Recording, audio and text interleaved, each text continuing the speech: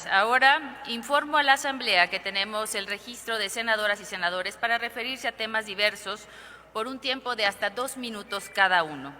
Tiene el uso de la palabra para iniciar esta lista el senador Alfonso Cepeda Salas del Grupo Parlamentario de Morena para hablar del Día Mundial de la Justicia Social hasta por 2 minutos. Gracias, presidente. Con el permiso de la presidencia, compañeras y compañeros legisladores, la conmemoración del Día Mundial de la Justicia Social nos convoca cada 20 de febrero a una reflexión profunda sobre la dignidad humana, la igualdad y el sentido político de la convivencia. Desde una perspectiva humanista, la justicia social parte de una premisa fundamental. Todas las personas poseen igual valor y merecen iguales oportunidades para desarrollar sus capacidades. Nuestro compromiso para que ello suceda es irrevocable y sin duda hemos avanzado. La justicia social reconoce plenamente los derechos humanos, civiles, políticos, económicos, sociales y culturales, asegura su ejercicio y los dota de progresividad.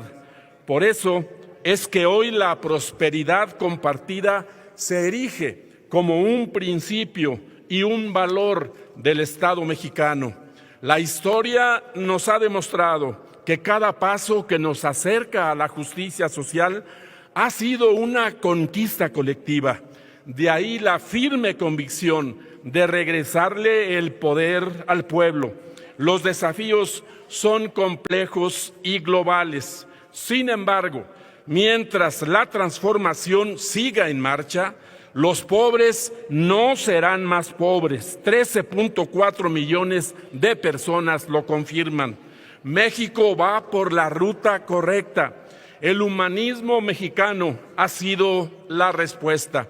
En la cuarta transformación, la justicia social es una brújula para la acción colectiva. Conmemorar el Día Mundial de la Justicia Social es conmemorar la dignidad y el triunfo del pueblo. Muchas gracias. Muchas gracias, senador. Tiene ahora el uso de la palabra el senador José Máximo García López del Grupo Parlamentario del Partido Acción Nacional, hasta por 2 minutos, para hablar de un tema relacionado con Tijuana, Baja California. Adelante, senador.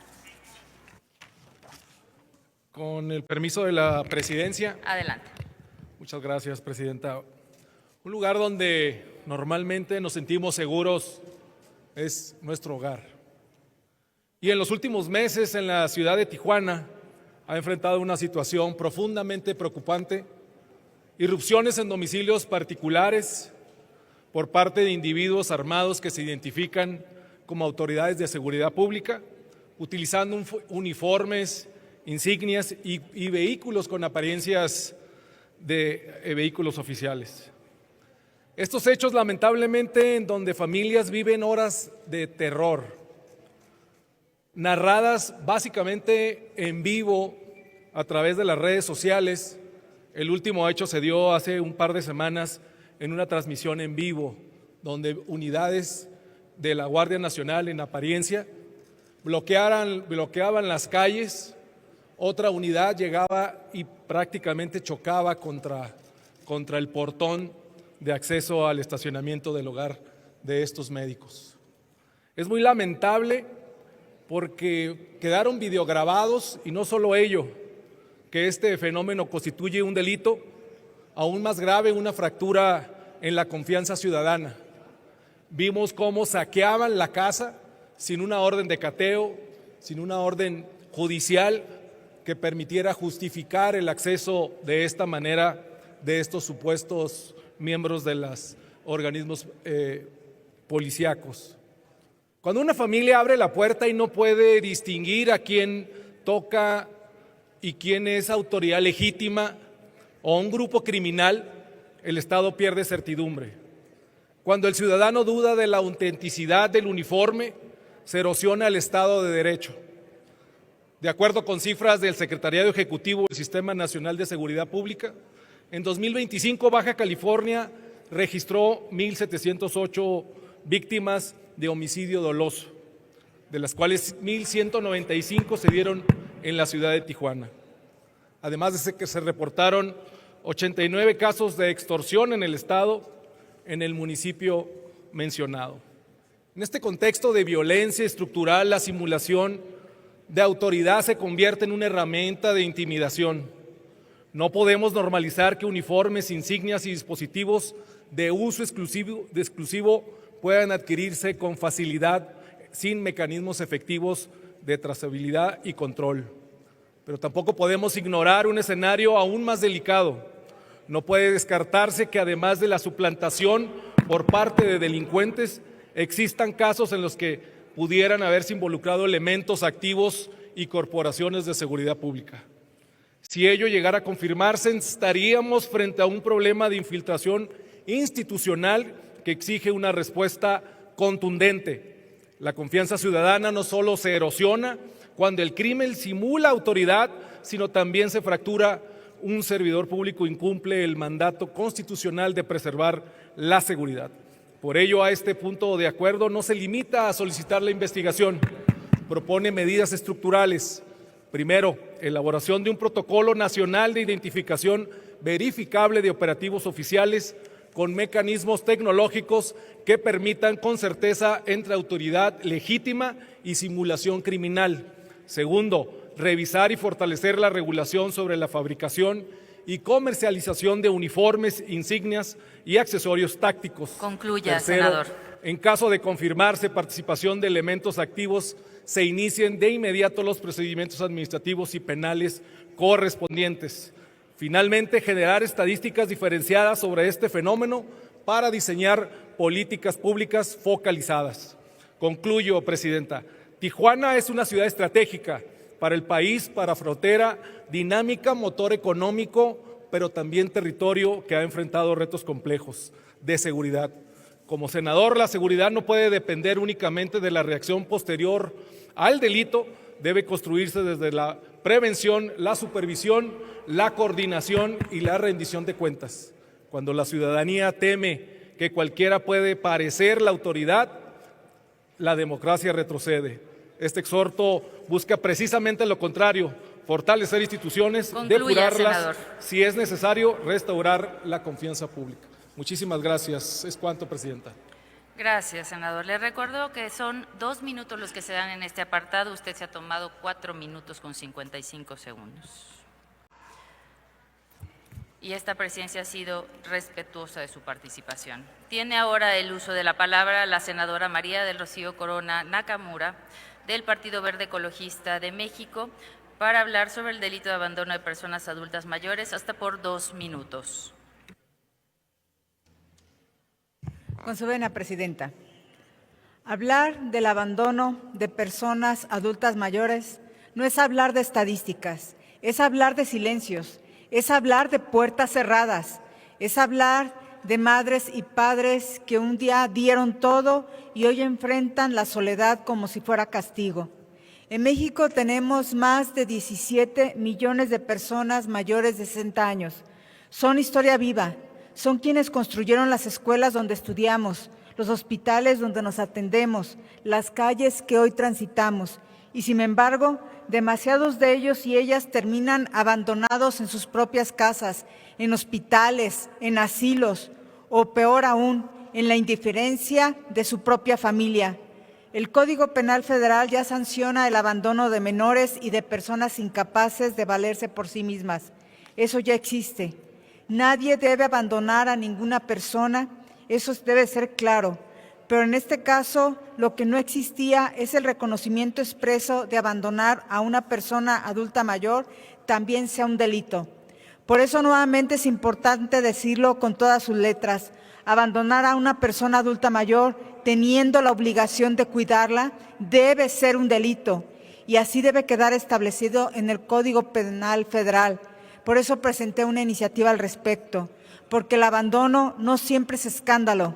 A veces es dejar de llevarlos al médico, a veces es quitarles el dinero de su pensión, A veces simplemente es dejarlos solos, sabiendo que no pueden valerse por sí mismos, y eso también mata. Mata la dignidad, mata la esperanza, mata lentamente. Tipificar con claridad el abandono de personas adultas mayores es mandar un mensaje contundente. La vejez no es desechable. La vida no pierde valor con los años. La obligación de cuidar no desaparece cuando alguien deje de ser productivo. Si una sociedad se mide por cómo tratan a sus niñas y a sus niños, también se mide cómo protege a los adultos mayores. Y hoy el mensaje debe ser firme. Quien abandone responderá ante la ley. El delito de abandono de persona adulta mayor se perseguirá de oficio y tendrá como penalidad de 1 mes a 4 años de prisión. Es cuanto. Muchas gracias, Presidenta. Gracias, senadora. Gracias, sobre todo por el respeto al tiempo, muy amable. Tiene ahora, compañeras y compañeros senadores, me permito informar a esta honorable asamblea que, a invitación del senador Emanuel Reyes Carmona, presidente de la Comisión de Economía, nos acompaña hoy en este recinto Webb Neufeld, CEO de la empresa Yam Yam, promotora de proyectos sustentables y de soberanía alimentaria originaria del Cuauhtémoc, Chihuahua, junto con los integrantes del equipo de trabajo. En nombre del Senado de la República, les damos la más cordial bienvenida a esta sesión ordinaria, deseando que su estancia sea productiva y fortalezca los vínculos de colaboración con este organismo legislativo. Muchísimas gracias y sean bienvenidos. Tiene ahora el uso de la palabra el senador Ángel García Yáñez, del Grupo Parlamentario del Partido Revolucionario Institucional, para hablar hasta por 2 minutos con situaciones relacionadas al campo. Con su venia, Presidenta. Compañeras y compañeros, hoy alzo la voz por una realidad que indigna, y es la situación crítica que atraviesa el sistema de salud en mi bello estado de Morelos.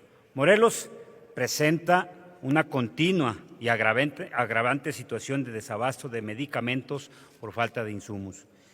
No es posible que las instalaciones se encuentren deterioradas, áreas de los hospitales inconclusas, quirófanos que no funcionan, elevadores descompuestos, equipos obsoletos y centros de salud que operan con lo mínimo indispensable.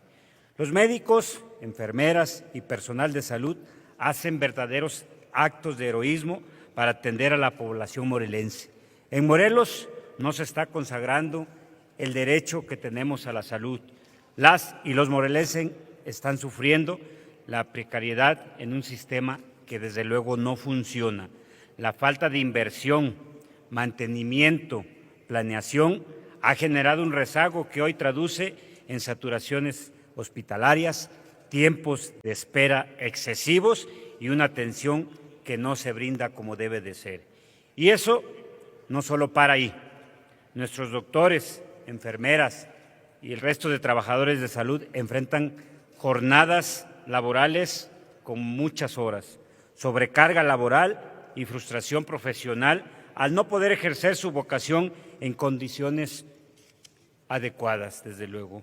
Hoy hago un llamado firme, respetuoso a atender esta crisis de salud y priorizar el sector salud de Morelos. Morelos merece hospitales dignos, Morelos merece medicamentos suficientes, Morelos merece un sistema de salud que esté a la altura. Por su atención, muchas gracias. Es cuanto, Presidenta. Gracias, senador. Tiene ahora el uso de la palabra la senadora Lili Telles, del Grupo Parlamentario del Partido Acción Nacional, hasta por 2 minutos para hablar de la situación política nacional.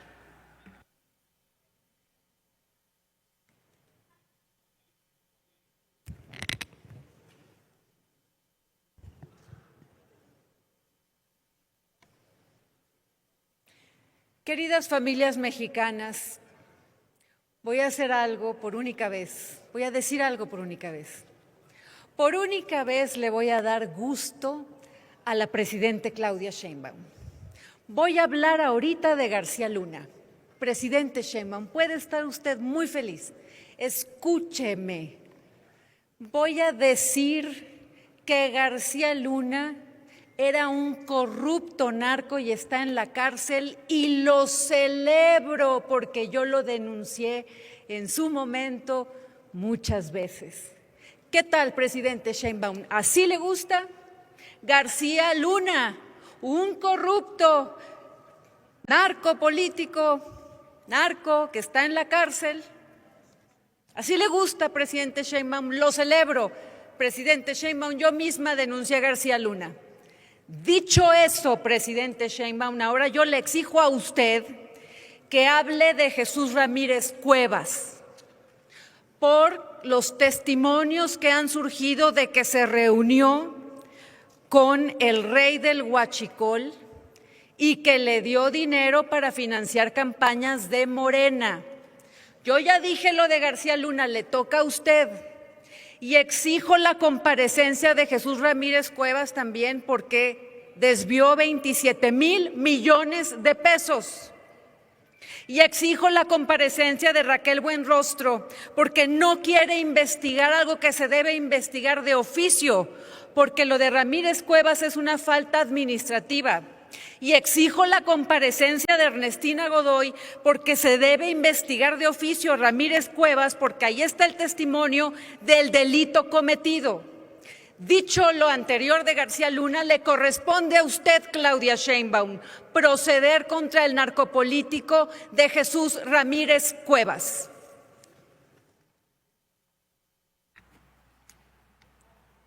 Tiene ahora el uso de la palabra la senadora Amalia Dolores García Medina del Grupo Parlamentario de Movimiento Ciudadano para hablar hasta por 2 minutos sobre traducciones y apostillas registrales.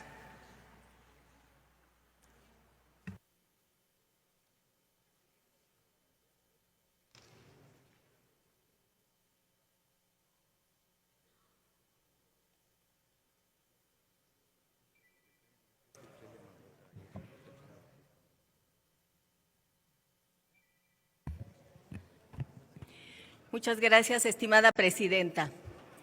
Adelante. Como lo han dicho algunos de los expertos, entre ellos Tonatiuh Guillén, México es una nación extraterritorial. ¿Qué quiere decir esto? Que México no termina, la nación mexicana, en sus fronteras. Ahí donde haya una mexicana, un mexicano, ahí está presente México, pero sobre todo, como establece la Constitución General de la República en el artículo 31, los mexicanos y mexicanas tienen derechos plenos, estén en donde estén, en cualquier parte del planeta. Quiero poner aquí en el centro una iniciativa, una propuesta de reforma al Código Nacional de Procedimientos Civiles y Familiares, con el propósito de garantizar un acceso incluyente a aquellos mexicanos y mexicanas que sean deportados hacia México y que no debieran regresar con el reto de apostillar sus documentos probatorios. Y me parece fundamental señalar que al registrar la nacionalidad de menores, de hijos, de hijas, infantes, en muchas ocasiones se dificulta porque se vuelve un proceso prácticamente imposible. Niñas y niños se quedan sin escuela e incluso sin registro de nacimiento en los registros civiles del país por algún error ortográfico en los nombres de sus padres plasmados en documentos emitidos en el extranjero. Algunos estados, sin embargo, han avanzado, como lo ha hecho Tlaxcala, con dispensas en las traducciones y las apostillas. Es una gran exigencia de los mexicanos en el exterior cuando regresan que puedan vivir en México sin la exigencia de traducciones individuales certificadas por peritos, lo que representa costos elevadísimos, retrasos injustificados y una carga adicional en contextos de alta vulnerabilidad económica y emocional, porque los casos de la apostilla son en muchas ocasiones un acto física, material y económicamente imposible. Esto se constituye en una barrera y lo que se requiere es limitar aquello que impida que por diferencias lingüísticas o barreras lingüísticas ellas tengan dificultades en sus procesos legales o ejerzan derechos fundamentales como la identidad, la nacionalidad y la seguridad jurídica. Termino, señora presidenta, señalando La estandarización permitiría contar con traducciones uniformes certificadas por instituciones educativas que establezcan equivalencias claras entre términos utilizados en certificados de nacimiento emitidos en el extranjero o en lenguas indígenas, aportando certeza jurídica, homogeneidad administrativa y mayor eficiencia institucional. Eliminar la obligación de contratar peritos traductores en estos casos responde a una lógica de proporcionalidad y justicia social, evita cargas económicas desmedidas y agiliza trámites. Los objetivos, y con esto cerraría, es que los registros civiles de todo el país cuenten con traducciones estandarizadas, que esas traducciones sean certificadas por instituciones educativas, que se elimine el requisito de perito traductor para documentos extranjeros en procedimientos judiciales para acudir a esas traducciones estandarizadas. Las traducciones deberán ser al español y en lenguas indígenas. Se trata de garantizar derechos con esta reforma al Código Nacional de Procedimientos Civiles y Familiares. Muchas gracias. Gracias, senadora. Tiene ahora el uso de la palabra la senadora Cintia Ileana López Castro de Morena, hasta por 2 minutos, para hablar de la regulación de cargos por servicio de boletaje digital, y con la senadora cerramos esta lista de participaciones.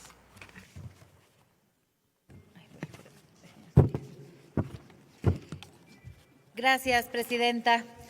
Bueno, pues a todos los jóvenes que nos pidieron alzar la voz desde el Senado de la República, hoy venimos a presentar esta iniciativa para regular el boletaje que ha hecho Ticketmaster en la Ciudad de México. Les quiero decir que el año pasado hubo más de 400 quejas por los boletos que hubo desde Taylor Swift. Hubo más de 2,000 boletos en sobreventa del concierto de Bad Bunny y ahora con el concierto de BTS, los famosos precios dinámicos. Desde aquí le quiero decir a toda la generación de las ARMYs, a toda la generación de los jóvenes, a toda la generación Z, que vamos a regular a Ticketmaster, que no vamos a permitir que estén haciendo los precios dinámicos como los hacen, que vamos a prohibir por completo que ustedes puedan querer comprarle boleto para un concierto, les pongan impuestos, les pongan otras tarifas, y el precio final es distinto a lo que van a pagar. Aquí estamos viendo que se regule para que no vuelva a haber esos precios dinámicos, que no estén jugando de esa manera con la demanda, que no traten así a nuestros jóvenes y esa disparidad económica que hay, porque quien puede estar comprando esos precios, ahora sí que a sobreprecio, pero no vamos a permitir que estén haciendo eso en nuestro país. Por eso queremos estipular primero que se informe el precio total, que se prohíban los cobros injustificados, que haya regulación de precios dinámicos y que no puedan manipular la demanda. Ya lo dijo nuestra presidenta Claudia Sheinbaum, ha hablado con el gobierno de Corea del Sur para que BTS venga a México a dar más conciertos, se está trabajando en ello para todos ustedes, para todos los jóvenes, pero quiero decirle a toda la generación Z, a las ARMYs que nos han escrito mucho por redes sociales, que aquí en el Senado de la República vamos a hacer esta ley para que se acaben estos abusos de Ticketmaster y muy pronto se va a acabar este monopolio. Por ustedes, queridos jóvenes.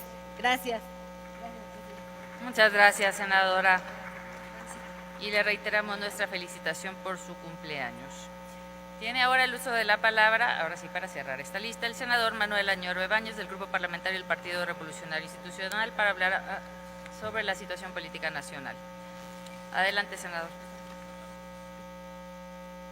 Muchas gracias, presidenta. De manera muy concreta, Adelante. Déjeme decirles que presentamos un punto de acuerdo para que comparezca el secretario de Educación Pública, Mario Delgado. Es muy importante que Mario Delgado venga a esta Cámara, obviamente aclare por qué este señor Max Arriaga se atrincheró en la Secretaría de Educación Pública, actitudes horribles públicamente acreditadas.